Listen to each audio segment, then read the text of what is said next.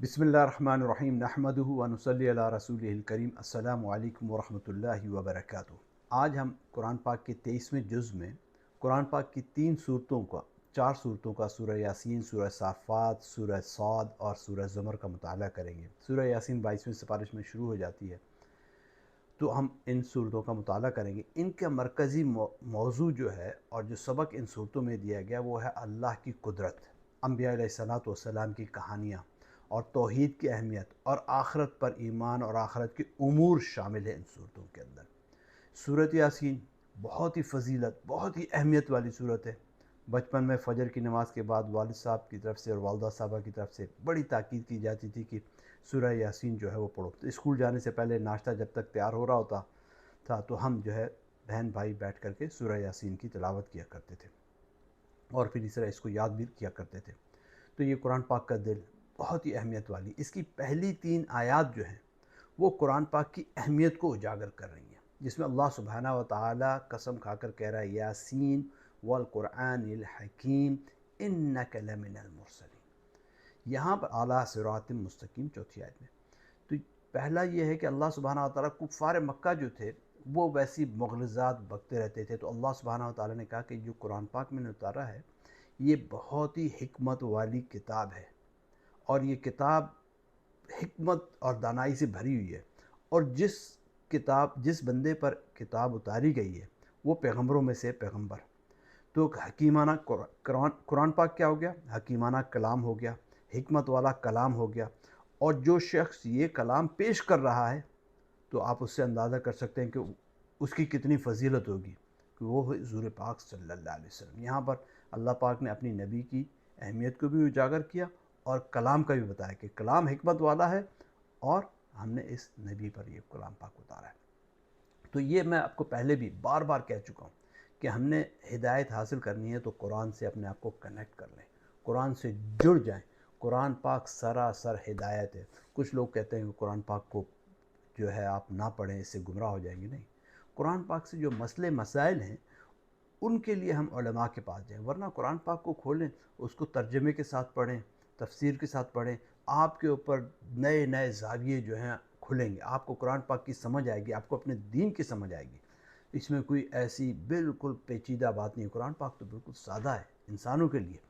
तो और उसके बाद कुरान पाक की जो आयत नंबर 6 और 7 है सूरत यासीन की, उसमें अंदाज़ और नसीहत की गई है, जिसमें बताया है लितुनज़िरा कौमम मा उनज़िरा फ़हुम गाफ़िलून लक़द हक़्क़ल क़ौलु अला अक्सरिहिम फ़हुम ला युमिनून, कि ये जो तुम्हारे बाप दादा को भी मुतनब्बह किया गया था कि वो फिर भी गफलत में पड़े हुए हैं, उन्होंने इस बात को नहीं समझा। तो यहाँ पर उनमें से अक्सर पर खुदा की दलील जो है वो खुदा की बात पूरी हो चुकी है और सो वो ईमान नहीं लाएंगे, क्योंकि कुरान पाक पेश कर दिया गया। और जो कुरान पाक को तस्लीम नहीं करता तो वो मरदूद है अल्लाह की नज़रों में। कुरान पाक is the basic criteria. Quran पाक की हिदायत, कुरान पाक की तालीमात जो हैं वो बेसिक क्राइटेरिया हैं। और फिर उसके बाद आगे चले जाएँ तो अल्लाह सुब्हानहू व तआला बता रहा है कि क़यामत के दिन गुनाहगार अलग अलग होंगे और हमारा दुश्मन कौन होगा।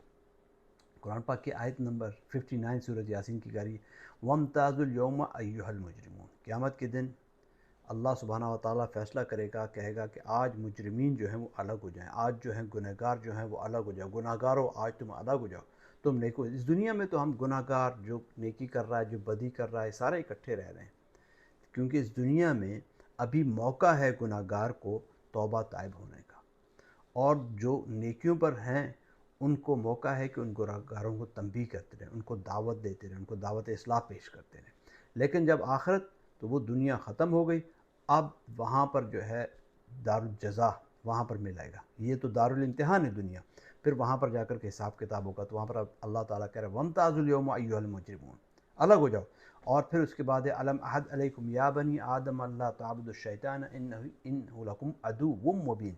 ए आदम की औलाद, हमने तुमसे कह नहीं दिया था कि शैतान को ना पूजना, वो तुम्हारा खुला दुश्मन है। यहाँ पर अल्लाह सुब्हानहू व तआला बता रहा है इसी 60 आयत नंबर 60 ऑफ सूरह यासीन में कि हमने तुम्हें पहले ही बता दिया था कि शैतान को पूजने से मुराद ये है। अब कोई कहते हैं कि भाई हम शैतान को थोड़ी पूज रहे हैं, हम तो अल्लाह को पूज रहे हैं। तो शैतान की बातों को मानना शैतान को पूजना ही है। شیطان کے چیلوں کی باتوں کو ماننا ان کو پوجنا ہی ہے، قبروں والوں کو ماننا ان کو پوجنا ہی ہے، بزرگوں بابوں کو ماننا ان کو پوجنا ہی ہے۔ یہود میں بھی اسی طرح تھا، انہوں نے جناب اپنے علماء کو، بزرگوں کو، ان کو ماننا شروع کر دی تھی اور وہ ان کو گمراہی کی طرف لے گئے۔ تو یہاں پر بھی اللہ سبحانہ و تعالیٰ کہہ رہا ہے کہ شیطان تمہارا کھلا دشمن ہے۔ تو اللہ سبحانہ و تعالیٰ جو ہے ہمیں اس سے بچائے کہ ہم شیطان کے پیروکار بنائیں۔ اس کے بعد اللہ سبحانہ و تعالیٰ جو ہے آیت نمبر 82 میں اپنی قدرت کا بتا رہا ہے، انما امرہ اذا اراد شیئا ان یقول له کن فیکون، کہ اللہ کی شان یہ ہے کہ جب وہ کس چیز کا ارادہ کرتا ہے تو اس سے فرماتا ہے کہ ہو جا، اور وہ ہو جاتی ہے۔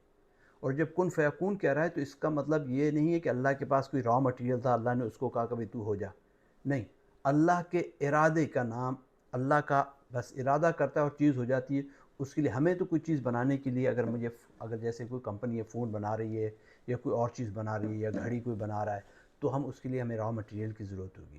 جیسے یہاں پر اب جو ہم جینیٹکس میں بھی وہ جو ہے ریسرچ کر رہے ہیں، کہہ رہے ہیں کہ ہم جناب جانور بنائیں گے، یہ بنائیں گے، تو اس کے لیے ان کے پاس را مٹیریل ہے۔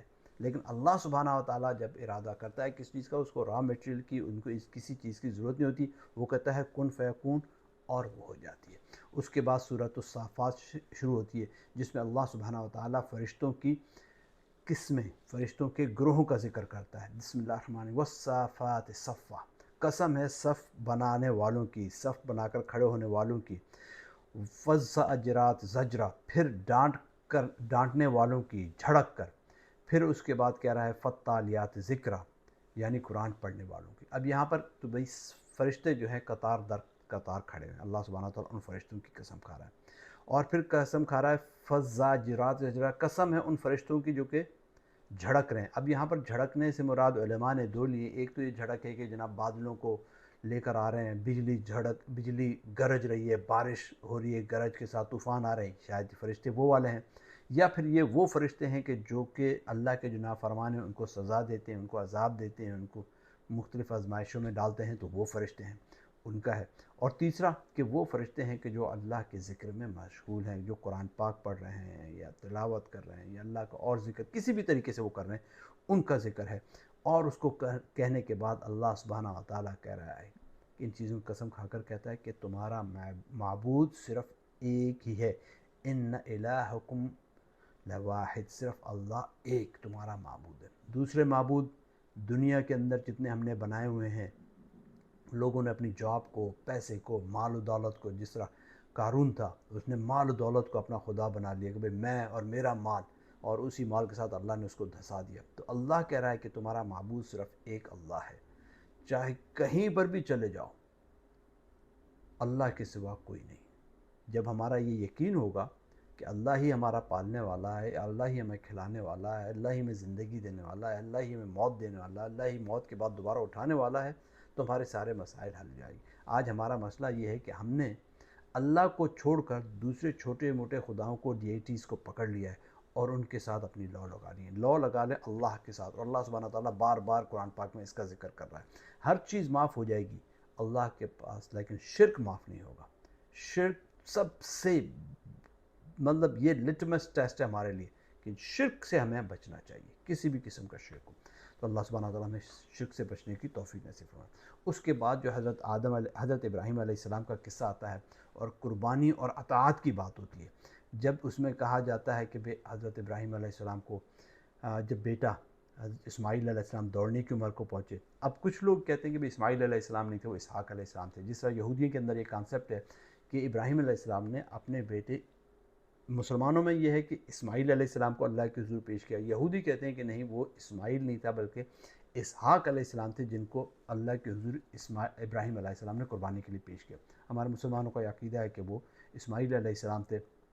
ریگارڈلیس ایٹ دس ٹائم کہ یہاں پر میں یہ کہوں گا کہ حضرت ابراہیم علیہ السلام نے اپنے بیٹے کو قربانی کے لیے پیش کیا، تو وہ یہاں پر یہ ہے کہ جب بیٹا دوڑنے کی عمر پہنچا تو ابراہیم علیہ السلام کہنے لگے اس آیت کے اندر، آیت نمبر 102 کے اندر، کہ کہنے لگے بیٹا میں نے خواب میں دیکھا ہے کہ گویا میں تم کو ذبح کر رہا ہوں، تو سوچو تمہارا کیا خیال ہے؟ انہوں نے کہا ابا جو حکم ہوا وہی ہوگا، انشاءاللہ من الصابرین، کہ آپ مجھے صابرین میں سے پائیں گے۔ انشاءاللہ اگر اللہ نے چاہا. دیکھیں جب بھی کوئی بات کہیں تو انشاءاللہ کو ضرور کہیں. تو یہ چیز انشاءاللہ آپ مجھے صابرین میں سے پائیں گے.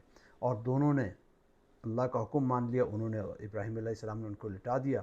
پھر بعد میں اللہ سبحانہ وتعالیٰ نے جنت سے مینڈھا بھیج دیا اور کہا کہ اگلی آیت میں کہ اللہ نے کہا کہ تم نے ہماری بات کو جو ہے تم نے اپنے خواب کو سچا کر دکھایا تو ہم نیکوکاروں کو ایسا ہی بدلہ دیتے ہیں، اور یہ تو تمہارے لیے ایک صریحاً آزمائش تھی. تو اللہ سبحانہ وتعالیٰ کی طرف سے انسانوں پر مختلف آزمائشیں آتی ہیں. اگر ان آزمائشوں پر انسان پورا اترے تو اللہ سبحانہ وتعالیٰ ان کے لیے بہت بڑا اجر عظیم رکھتا ہے.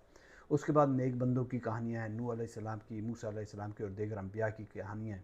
اور سورۃ الصافات جو اینڈ ہوتی ہے وہ ہم عموماً جب بھی ہم دعا مانگتے ہیں، یہ آیت نمبر 180 سے شروع ہو کر کے 182 تک، ہم جب محفل ختم ہونے والی ہوتی ہے تو ہم دعا کرتے ہیں سبحان ربک رب العزت عما یصفون وسلام علی المرسلین والحمد للہ رب العالمین. جو کچھ بیان کرتے ہیں تمہارا پروردگار صاحب عزت ہے، اس سے پاک ہے. وسلام علی المرسلین، اور پیغمبروں پر سلام ہو. اور والحمد للہ رب العالمین، اور تمام تعریفیں اللہ سبحانہ وتعالیٰ کے لیے. یہاں پر اللہ سبحانہ وتعالیٰ کی تعریف ہو گئی، پیغمبروں پر سلام ہو گیا، اور اللہ سبحانہ وتعالیٰ کا عزت کا ہم نے اقرار کیا. تو یہ صورت یہاں پر ختم ہوتی ہے. اس کے بعد صورت الصافات شروع ہو جاتی ہے. صورت الصافات اگین وہ بھی قرآن پاک کی عظمت سے شروع ہو رہی ہے. صاد، بسم اللہ الرحمن الرحیم، صاد والقرآن ذی ذکر، قسم ہے اس قرآن کی کہ جو کہ نصیحت دینے والا ہے. والقرآن جو وہ ہے کہ جو کہ نصیحت دینے والا ہے کہ تم حق پر ہو. نبی علیہ السلام کو مخاطب کر کے اللہ پاک فرما رہے ہیں بل الذین کفروا فی عزت و شقاق، مگر وہ جو لوگ کافر ہیں وہ غرور اور مخالفت میں ہیں. تو اللہ سبحانہ وتعالیٰ کہہ رہا ہے کہ جو کفار جو ہیں یہ تو غفلت میں پڑے ہوئے ہیں، اور ہم نے ان سے پہلے بھی بہت ساری امتوں کو ہلاک کر دیا تھا، اور ابھی بھی ایسے اللہ سبحانہ وتعالیٰ جو اللہ کے احکامات سے انکار کرے گا تو اللہ سبحانہ وتعالیٰ کے عذاب کے لیے پھر اس بندے کو تیار رہنا چاہیے. تو قرآن پاک جو ہے وہ صریحاً بالکل کھلی نصیحت کی کتاب ہے. اس کے بعد حضرت داؤد علیہ السلام کا ذکر ہے، آیت نمبر 10 سے لے کر کے آیت نمبر 26 تک ان کے قصے کا ذکر ہے. اس کے بعد حضرت سلیمان علیہ السلام کی کہانی ہے جو ہم پہلے بھی پڑھ چکے ہیں. اس کے بعد آخر میں پھر سورۃ الزمر شروع ہو رہی ہے. اس سورۃ الزمر میں اللہ سبحانہ وتعالیٰ نے قرآن پاک کی اہمیت کو آیت نمبر 23 کے اندر بیان کیا کہ قرآن کو اللہ کی طرف سے بہترین کلام کہا گیا. دیکھیں آپ اس قرآن کے بارے میں بار بار اللہ سبحانہ وتعالیٰ، جس طرح اللہ سبحانہ وتعالیٰ نے بار بار انبیاء علیہ السلام کا ذکر کیا، کہ مختلف اقوام کا ذکر کیا کہ ہم ان سے سیکھیں، ان قصص کا ذکر کیا تاکہ ہم ہدایت پا سکیں. اس طرح اللہ سبحانہ وتعالیٰ بار بار قرآن پاک کی بھی اہمیت کو زور دے رہا ہے بار بار کہ اللہ کا بہترین کلام ہے، ہمیں اس کلام سے سیکھنا چاہیے، اس کلام کو پڑھنا چاہیے، اس کو اپنی زندگیوں میں لے کر کے آنا چاہیے. اور اس کے بعد اللہ سبحانہ وتعالیٰ پھر واپس آتے ہیں، شروع کی آیات جو ہیں زمر کی وہ توحید کی بات کر رہے ہیں کہ ہمیں عبادات جو ہیں اپنی خالصتاً اللہ کے لیے کرنی چاہیے، خالصتاً اللہ کے لیے. یہ نہیں کہ دنیا کو دکھلاوے کے لیے کہ میں نماز پڑھ رہا ہوں، صدقہ دے رہا ہوں، زکوٰۃ کر رہا ہوں، یا روزے رکھ رہا ہوں، یا کچھ اور نیکی کام کر. نہیں، میری عبادات، میری نماز، میرا روزہ، کھانا پینا، صدقہ دینا کرنا، سب چیزیں اللہ کے لیے خالص. اور اس کے بعد آخر میں جو ہے آخرت کا منظر ہے، قیامت کے دن کا منظر ہے. اس کے بعد سزا اور جزا اور سزا کا ذکر ہے کہ کس کو کیا سزا دی جا رہی ہے، کیا جزا ہے. تو اللہ سبحانہ وتعالیٰ جو ہے ہمیں قیامت کے دن اور آخرت کی تیاری کرنے کی توفیق نصیب فرمائے. ہم جو بھی عمل کریں خالصتاً صحیح نیت کے ساتھ صرف اور صرف اللہ کے لیے عمل کریں، اور آخرت میں جب ہم اللہ کے سامنے پیش ہوں تو ہم سرخرو ہوں تاکہ اللہ سبحانہ وتعالیٰ ہم سے راضی و خوش ہو. اللہ سبحانہ وتعالیٰ کہنے بولنے سے زیادہ اس پر عمل کرنے کی اور دوسروں تک اس بات کو پہنچانے کی توفیق نصیب فرمائے انشاءاللہ. آمین. جزاک اللہ خیر. السلام علیکم ورحمۃ اللہ وبرکاتہ.